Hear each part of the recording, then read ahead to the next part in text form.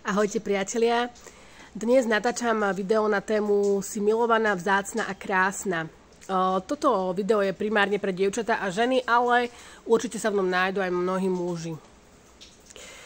Najprv by som sa chcela dotknúť toho slova, že si krásna.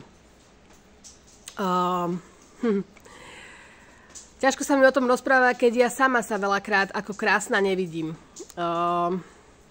Jasné, vidím na sebe niektoré pekné črty, ale veľakrát rozmýšľam, že mám kila navyše, že už tie prvé šedivé vlasy a jedno s druhým. Že nie som proste úplne dokonalá a všetci by sme chceli byť dokonalí, že áno. Ale vtedy si poviem, že keď ma takto miluje Boh a takto ma stvoril a On ma takú miluje, Pán vesmíru, kto som ja, aby som mu odporovala, hej? Že aby som sa nemilovala. Keď On si myslí, že som hodná lásky. Že som hodná lásky a úcty a rešpektu. Takže miluješ svoje nohy, miluješ svoje boky, miluješ svoje oči, ústa, vlasy? Ak nie, tak prosím začni, pretože si toho hodná. Alebo si stvorená na Boží obráz a Boh ťa miluje presne takú, aká si. Nehovorím, že teraz nemáme na sebe pracovať, nemáme sa zlepšovať, nehovorím, že sa teraz máme prejedať a necvičiť, nehýbať sa, ale proste môžeme dbať o svoje zdravie, o svoj vzhľad, ale nie nejak krčovito a s nejakým strachom a hanbou. No, takže to by som povedala k tomu, že byť krásna. Ďalej, čo tak vyvstáva z tohto všetkého mne ďalej, je, že si vzácna. Tuto poviem taký jeden krátky príbeh, ktorý som čítala v knižke, ktorú čítam už druhýkrát, od Stacey Eldridge, taká kresťanská autorka. A volá sa táto kniha Byť sebou, Stať sa sebou, žiť Božie sny. Taký podnádpis, že žiť Božie sny. A je tam krásny príbeh o tom, ako jedna známa alebo kamarátka tejto Stacey má dceru Casey, ktorá má nejakých 12-13 rokov a chcú ju s manželom uviesť do dospelosti. Zoberú ju do reštaurácie a objednajú si tam možno nejaký čaj alebo niečo podobné. Potom táto dotyčná vytiahne plastový hrnček z kabelky a povie svojej dcere Casey, že Casey, nie si ako tento plastový hrnček na jedno použitie, ani nie si ako tento hrnček, v ktorom je čaj na opakované použitie, ale si ako tento, a vytiahne ručne malovaný čínsky porcelán, že si ako tento ručne malovaný čínsky porcelán, si tak jedinečná, vzácna, originálna pre Boha. A to sa ma neskutočne dotklo, že keby sme každá jedna boli takto uvedené do dospelosti, že ako by tento svet vyzeral. Nehovorím, že som bola nejak zle uvedená do dospelosti, ale určite som nebola uvedená do dospelosti týmto spôsobom, ktorý sa mi veľmi páči mimochodom. A mojej dcére veľakrát rozprávam, aká je jedinečná, vzácna, milovaná, originálna. A proste, jak ju Boh strašne miluje, ako ju vidí a môže mu o všetkom rozprávať.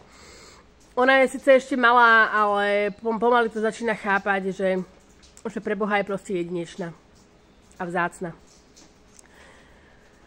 A priateľky moje, sestry moje, ďalší bod je, že byť alebo vedieť o tom, že som milovaná.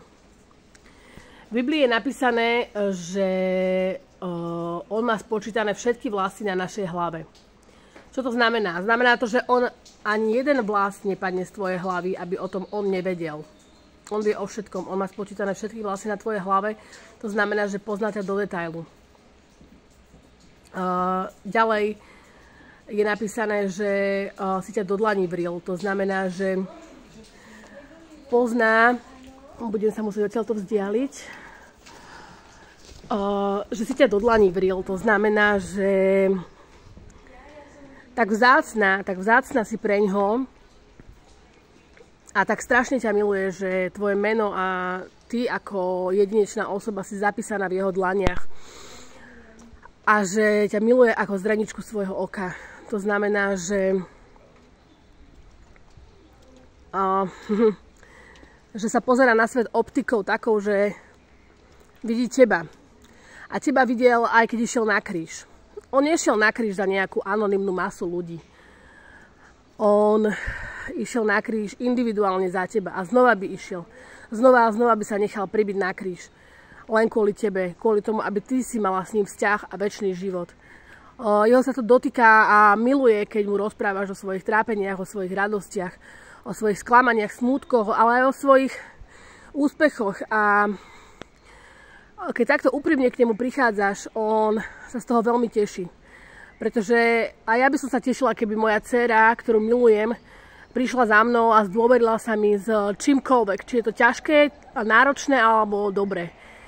Tak logicky, môj nebeský otec, keď ma takto miluje a stvoril ma a zomrel za mňa, ako ma on musí milovať. Veď to je neskutočná láska, keď niekto za vás zomre. Ešte zomrieť za niekoho možno, kto ťa miluje, je možno ľahšie, ale Ježiš zomrel na kríži za tých, ktorí ho potupovali, aj za farizejov, zákonníkov a za pohanov. Proste zomrel za všetkých rád radom. Aj tí, čo ho milovali, aj tí, čo ho nenávideli.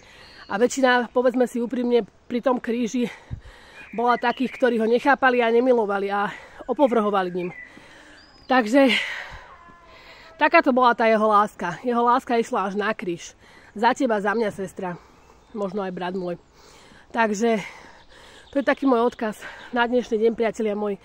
Ste krásni, vzácni a milovaní v jeho očiach. Nezabúdajte, prosím vás, na to, keď sa budete cítiť v živote možno ťažko, alebo budete hľadať ten zmysel.